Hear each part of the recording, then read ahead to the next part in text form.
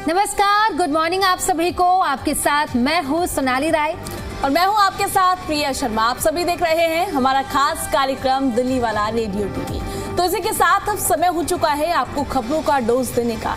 खबर आपको बताएंगे जो आपके फायदे की हो, खबर को खबर की तरह नहीं बल्कि एक बोलचाल के तरीके से, और रेडियो और टीवी के गजब कॉम्बिनेशन में, एक अनोखे लहजे में, अलग अंदाज में, जहां आपको खबर सुनाएंगे भी और इसी के साथ साथ दिखाएंगे भी। आप ही की गलियों से लेकर आपके दिन भर की कहानी तक, पल पल की हलचल के साथ यहां हर खबर होगी आपके मतलब की। तो चलिए प्रिया, शुरू करते हैं दिल्ली वाला रेडियो टीवी।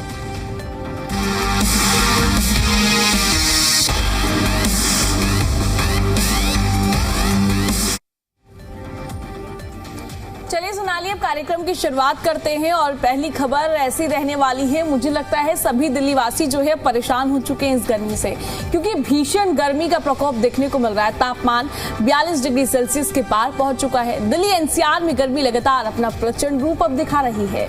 मई की तपिश ने लोगों की परेशानी बढ़ाकर रख दी है और कई इलाकों में तापमान 42 डिग्री सेल्सियस से अब ऊपर पहुंच चुका है।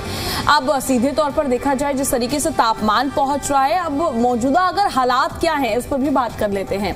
तो भारतीय मौसम विभाग यानी कि आईएमडी के अनुसार अधिकतम तापमान 40.8 डिग्री सेल्सियस से 42 से 44 डिग्री सेल्सियस तक कुछ इलाकों में पहुंच चुका है। तापमान लगातार बढ़ रहा है 42 से 4 डिग्री सेल्सियस। बात मैं गुरुग्राम की करूं, गाजियाबाद की करूं, यहाँ पर तापमान लगभग 39 से 40 डिग्री सेल्सियस बना हुआ है और ये तापमान में बढ़ोतरी देखने को मिल रही है। ये हम तस्वीरें भी दिखा रहे हैं किस तरीके से भीषण गर्मी का प्रकोप देखा जा रहा है। साफ आसमान और तेज धूप ने गर्मी को और भी ज्यादा बढ़ा कर रख दिया है। अब क्यों बढ़ रही है इतनी गर्मी? लगातार तेज धूप और बादलों की कमी है।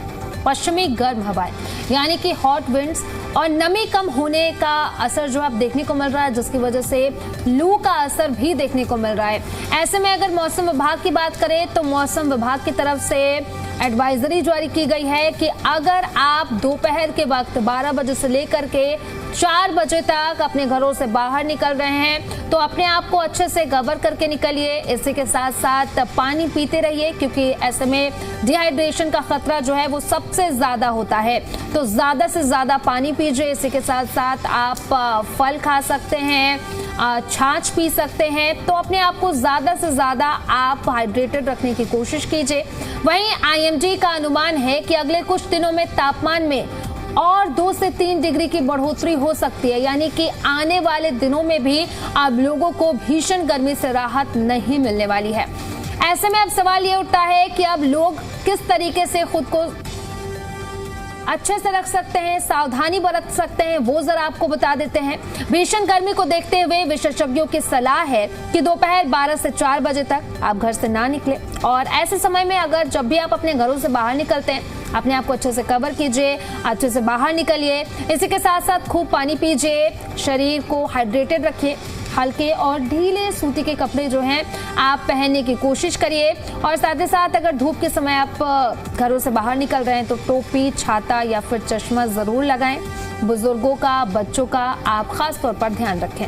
बिल्कुल सोनाली, देखा जाए क्योंकि मौसम का रुख अब बदल चुका है। अब देखिए मई की शुरुआत हो चुकी है, मई के मिड में हम आ चुके हैं। अब तपिश ही देखने को मिलेगी। सावधानी बरतना बेहद जरूरी हो जाता है। अब बात करेंगे कि कौन कौन से जो वर्ग हैं सबसे ज्यादा इस गर्मी में प्रभावित होते हैं और किन किन को सबसे ज्यादा यहाँ पर सावधानी बरतती है। बात मैं छोटे बच्चों की करूँ, बुजुर्ग की जाए या फिर दिल की जो इसको बीमारी होती है, डायबिटीज की बीमारी है, अन्य बीमारियों से जो पीड़ित लोग हैं उनको सावधानी बरतना बेहद जरूरी है। इन लोगों को गर्मी से ज्यादा नुकसान हो सकता है और इसलिए अतिरिक्त सावधानी बरतना बेहद जरूरी है। तो राहत आखिर कब मिलेगी, या ये इस तरीके से ही तपिश गर्मी अभी और देखने को मिलेगी। मौसम विभाग के अनुसार दिन में तेज धूप जारी रहेगी। शाम के समय हल्की हवाएं या बादल राहत दे सकते हैं। फिलहाल बड़ी राहत की कोई उम्मीद नहीं है। इसी तरीके से तपिश देखने को मिलेगी, भीषण गर्मी का प्रकोप देखने को मिलेगा। हम लगातार आपको बोल रहे हैं कि ज्यादा से ज्यादा पानी पीजिए, अपनी बॉडी को हाइड्रेट रखिए। क्योंकि हाइड्रेट रखना बेहद ज़रूरी है। अगर डिहाइड्रेशन होता है, पेट खराब होगा, चक्कर आएंगी और भी कई तरह की परेशानियों का सामना आपको करना पड़ेगा। और कोशिश कीजिए इस समर के सीजन में आप हल्के कपड़े पहनिए, कॉटन के कपड़े पहनिए, और अगर आप बाहर निकलते हैं अपने सर को कवर रखिए, या आप छाते का प्रयोग कर सकते हैं और गमछे का प्रयोग कर सकते हैं।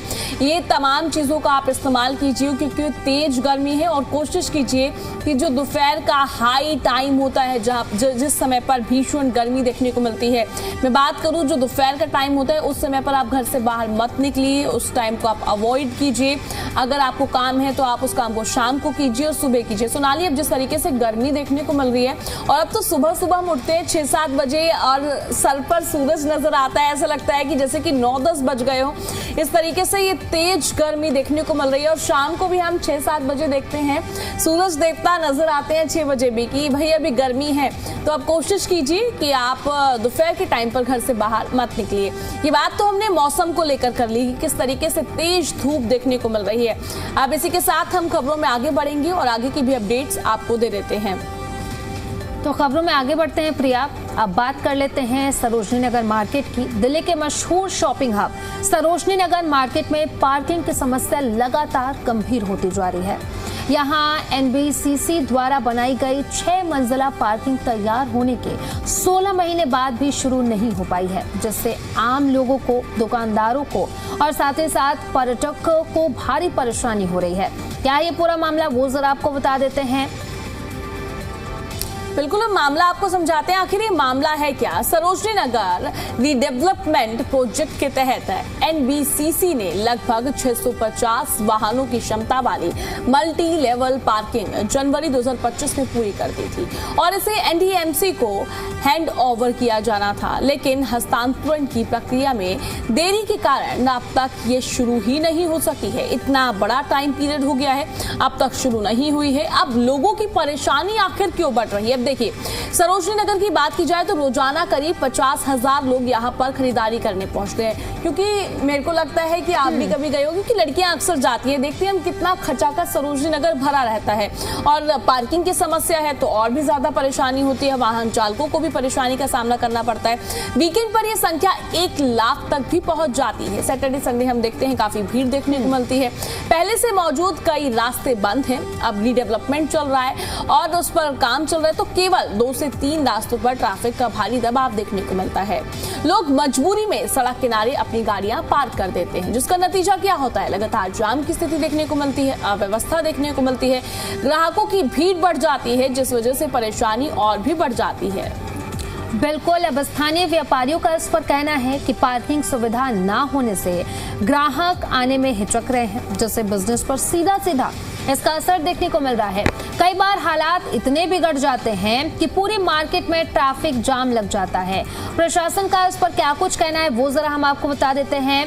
एनडीएमसी के अनुसार अधिकतर एनओसी समय पर मिल चुकी है, देरी सिर्फ हस्तांतरण प्रक्रिया में हुई है। अगले सप्ताह ट्रायल और संचालन को लेकर के भी निर्णय संभव है। अब बड़ा सवाल तो यही है प्रिया कि जब पार्किंग पूरी तरह तैयार है तो फिर 16 महीने तक उसे शुरू क्यों नहीं किया गया। क्या यह सिर्फ प्रशासनिक देरी है या फिर सिस्टम की बड़ी लापरवाही है, क्योंकि सरोजनी नगर प्रिया वो मार्केट है जहां पर हर एक इंसान जाता है और सैटरडे संडे की अगर हम बात कर ले तो वहां पर 1 लाख तक लोग पहुंच जाते हैं। अब ऐसे में लोगों की भीड़ भी होती है और सड़क किनारे गाड़ियां भी होती हैं, लोगों को आवाजाही में काफी ज्यादा परेशानी होती है। तो अब ऐसे में मुझे लगता है कि जल्द से जल्द इस पर प्रशासन को काम करना चाहिए और जल्द से जल्द इसे शुरू कर देना चाहिए, ताकि वहां जाने वाले लोगों को और साथ ही साथ जो वहां पर व्यापारी हैं उनको इसका नुकसान ना झेलना पड़े। बिल्कुल, क्योंकि सरोजनी नगर में हमेशा हम देखते हैं भीड़ भाड़ होती है। सुबह की बात की जाए, दोपहर की बात की जाए, शाम की बात की जाए, हर समय भीड़ होती है। तो ये जो पार्किंग की समस्या है इसका जल्द से जल्द समाधान होना चाहिए, क्योंकि इतना लंबा टाइम पीरियड हो गया है, अब तक समाधान नहीं हुआ है। अब देखने वाली बात होगी कब समाधान होगा। फिलहाल देखिए, ये बात तो हमने सरोजनी नगर को लेकर कर ली है कि कब तक पार्किंग का जो संकट है वो समाप्त होता है। अब खबरों में आगे बढ़ते हैं। अब बात करेंगे हम राजधानी दिल्ली की अगली खबर की, क्योंकि मुझे लगता है कि सोनाली, ये बात तो हमने सरोजनी नगर को लेकर कर ली है। बात कर लेते हैं दिल्ली में प्रदूषण की समस्या को लेकर कि दिल्ली सरकार प्रदूषण को लेकर किस तरीके से काम कर रही है और कब तक निजात पा लिया जाएगा, क्या स्टेप्स उठाए जा रहे हैं, जान लीजिए। दिल्ली में बढ़ती प्रदूषण को देखते हुए सरकार और प्रशासन लगातार अब सख्त कदम उठा रहे हैं। इसी कड़ी में पूर्वी दिल्ली के सबोली इलाके में प्रदूषण फैलाने वाली 6 अवैध फैक्ट्रियों को सील कर दिया गया। अब ये कार्रवाई कैसे गई, किस तरीके से कदम उठाए जा रहे हैं और क्यों कदम उठाए जा रहे हैं, जान लीजिए। देखिए, प्रदूषण को देखते हुए कदम उठाए जा रहे हैं। ये कार्रवाई दिल्ली प्रदूषण नियंत्रण समिति यानी कि DPCC नगर निगम और साथ ही पुलिस की संयुक्त टीम ने मिलकर की है। इलाके में लंबे समय से प्रदूषण की शिकायतें मिल रही थी। फैक्ट्रियों से धुआं, केमिकल और कचरा फैलाया जा रहा था। जो है सीधे तौर पर इसलिए इस पर कार्य किया गया। निरीक्षण के दौरान कई नियमों का उल्लंघन पाया गया। बिना अनुमति औद्योगिक गतिविधियां चल रही थी, जिससे पॉल्यूशन बढ़ रहा था। इसके बाद तुरंत कार्रवाई करते हुए सभी फैक्ट्रियों को सील कर दिया गया। टोटल फैक्ट्रियां 6 हैं जो बताया जा रहा है, इनको सील किया गया। और मुझे लगता है सोनाली, ये काफी अच्छा कदम उठाया गया है क्योंकि दिल्ली NCR में पॉल्यूशन बढ़ रहा है और दिल्ली सरकार अभी से जुटी हुई है। हम लगातार देख रहे हैं EV जो है व्हीकल्स को बढ़ावा दिया जा रहा है और कहा जा रहा है कि पेट्रोल डीजल की व्हीकल्स कम चलाइए और अब इस तरीके से फैक्ट्रियों को भी सील किया जा रहा है। तो दिल्ली सरकार का मुझे मॉडल नजर आ रहा है कि अब ऐसा नहीं है कि जब सर्दियां दस्तक देंगी, पॉल्यूशन आएगा, तब सरकार जागेगी कि दिल्ली में पॉल्यूशन है। और अब ऐसा लग रहा है कि दिल्ली सरकार पूरे एक्शन मोड में है और लगातार अब कार्रवाई की जा रही है। बिल्कुल प्रिया, अब बात कर लेते हैं कि सरकार की तरफ से इसको लेकर के कदम उठाए जा रहे हैं। पहले ऐसा होता था कि पॉल्यूशन का कोई सॉल्यूशन नहीं है, लेकिन अब सरकार की तरफ से लगातार कदम उठाए जा रहे हैं। तो हो सकता है कि सर्दियों के समय में जहां पर AQI 500 तक पहुंचता था, हो सकता है कि इस बार 300 के नीचे ही रहे, यानी कि सीधे तौर पर दिल्ली वासियों को फायदा होगा। तो नियमों की लगातार धज्जियां उड़ रही थी। जांच में सामने आया है कि प्रदूषण नियंत्रण के नियमों का पालन नहीं हो रहा था। सुरक्षा मानकों की अनदेखी लगातार की जा रही थी। अवैध तरीके से फैक्ट्रियां संचालित हो रही थी। अब क्या हुआ है, अब भारी पुलिस बल की तैनाती की गई। तो कार्रवाई के दौरान कानून व्यवस्था बनाए रखने के लिए पुलिस बल तैनात किया गया। टीम ने मौके पर दस्तावेज भी जांचे और अनियमितताओं की पुष्टि होने पर सीलिंग की कार्रवाई की गई। सरकार का साफ संदेश है कि प्रदूषण पर अब जीरो टॉलरेंस की नीति अपनाई जाएगी और अपनाई भी जा रही है प्रिया। तो दिल्ली सरकार का साफ कहना है कि राजधानी में प्रदूषण फैलाने वाली अवैध गतिविधियों पर कड़ी कार्रवाई लगातार जारी है। ऐसे उद्योगों पर नजर रखी जा रही है। तो आगे भी बड़े स्तर पर अभियान चलाया जाएगा। जनता से भी सहयोग की अपील की जा रही है और आने वाले दिनों की बात करें तो और भी ऐसी फैक्ट्रियां हैं जिन्हें सील किया जाएगा और इन पर कार्रवाई की जाएगी। बिल्कुल, ये बात तो हमने कर ली कि दिल्ली सरकार किस तरीके से अब सजग है, किस तरीके से पॉल्यूशन को लेकर काम कर रही है। इसी के साथ हम खबरों में आगे बढ़ेंगे और आगे की भी अपडेट्स आपको दे देते हैं। आज की बड़ी खबर हवाई यात्रियों के लिए राहत लेकर आई है। दिल्ली की रेखा गुप्ता सरकार ने एविएशन टरबाइन फ्यूल यानी कि ATF पर लगने वाले VAT को 25% से घटाकर अब 7% करने का ऐलान कर दिया है। ये फैसला फिलहाल 6 महीने के लिए ही लागू रहेगा। अब सवाल यहाँ पर सोनाली ये खड़ा हो जाता है कि इसका आगे क्या असर होगा, किस तरीके से कार्य किया जाएगा। अब सीधा जवाब जानते हैं, हम सीधा जवाब आपको देते हैं, यानी कि हवाई सफर थोड़ा सस्ता हो सकता है और एयरलाइंस कंपनियों को भी बड़ी राहत मिल सकती है।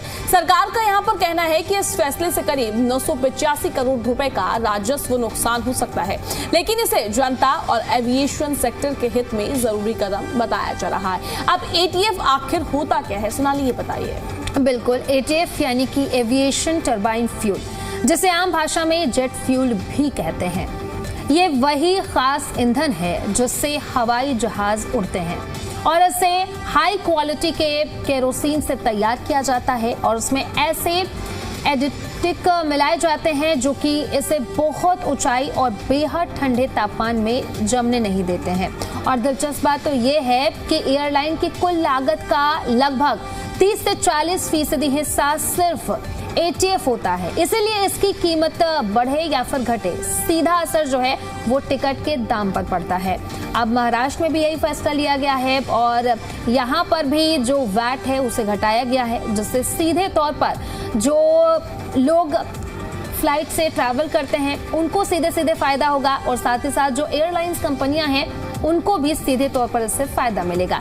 अब इसी के साथ प्रिया खबरों में आगे बढ़ते हैं और अपने दर्शकों को आगे की भी जानकारी दे देते हैं। ग्रेटर नोएडा और ग्रेनो वेस्ट में पार्किंग की समस्या को खत्म करने के लिए अब प्राधिकरण एक बड़ा और स्मार्ट कदम उठाने जा रहा है।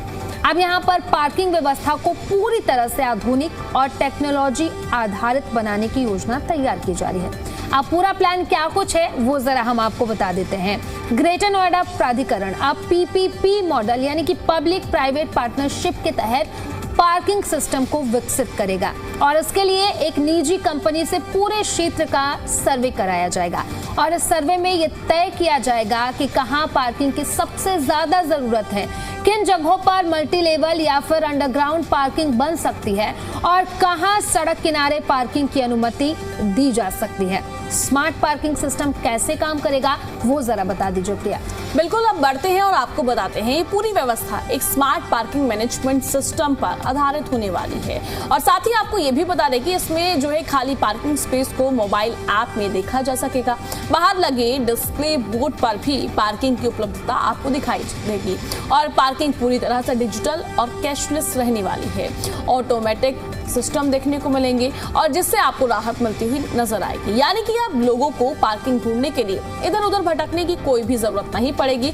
अब उनको आसानी से पार्किंग मिल जाएगी, सभी जो है व्यवस्थाएं देखने को मिलेगी। ये बात तो हमने पार्किंग को लेकर कर ली है, किस तरीके से पार्किंग पर अब कार्य किया जा रहा है, लोगों को राहत मिलती हुई नजर आएगी। अब इसके साथ आपको आगे की भी अपडेट्स दे देते हैं। अब बात करेंगे हम मेट्रो से जुड़ी हुई। दिल्ली में 17 मई को क्रिकेट का बड़ा मुकाबला होने वाला है। दिल्ली के ऐतिहासिक अरुण जेटली स्टेडियम में आईपीएल का मैच खेला जाएगा जिसमें दिल्ली कैपिटल्स और राजस्थान रॉयल्स आमने सामने नजर आएंगे। इस मैच को देखने के लिए हजारों क्रिकेट फैन स्टेडियम पहुंचेंगे और मैच के बाद एक ही समय पर भारी भीड़ निकलती हुई नजर आएगी। इसी स्थिति को ध्यान में रखते हुए दिल्ली मेट्रो रेल कॉर्पोरेशन यानी कि डीएमआरसी ने यात्रियों के लिए एक बड़ा और राहत भरा फैसला ले लिया है। अब डीएमआरसी का फैसला क्या है ये जान लीजिए। डीएमआरसी ने घोषणा कर दी है कि 17 मई को दिल्ली मेट्रो की सेवाएं सामान्य दिनों की तुलना में काफी देर तक चलेगी और दिल्ली मेट्रो की सभी प्रमुख लाइनें जैसे कि रेड लाइन की बात की जाए, येलो लाइन, ब्लू लाइन, साथ ही pink line, green line, violet line, magenta line और जो तमाम लाइनें हैं उनकी सेवाएं अब हमें देर तक देखने को मिलेगी। उसका जो समय है वह बढ़ा दिया गया है और उसका मतलब यहाँ पर साफ है कि अब लोग मैच खत्म होने के बाद भी आसानी से मेट्रो पकड़कर अपने घर पहुंच सकेंगे। अब कितने देर तक मेट्रो चलेगी वो जरा हम आपको बता देते हैं। जेएमआरसी के अनुसार अलग अलग रूट्स पर मेट्रो की टाइमिंग इस तरह से तय की गई है। कुछ लाइनों पर आखिरी ट्रेन लगभग 11 बजे चलेगी जबकि कई रूट्स पर सेवा देर रात तक जारी रहेगी। खास बात यह है कि कुछ रूट्स पर मेट्रो सेवाएं लगभग रात 1 बजे से लेकर के 2:20 तक भी उपलब्ध रहेगी और ये कदम इसलिए उठाया गया है ताकि मैच खत्म होने के बाद यात्रियों को किसी भी तरह की कोई भी परेशानी ना हो। अब ऐसे में प्रिया देखने को मिलता है कि रात को मैच खत्म होती है जिसके बाद लोग अपने घरों के लिए निकलते हैं, परेशानी होती है, कैब की परेशानी होती है।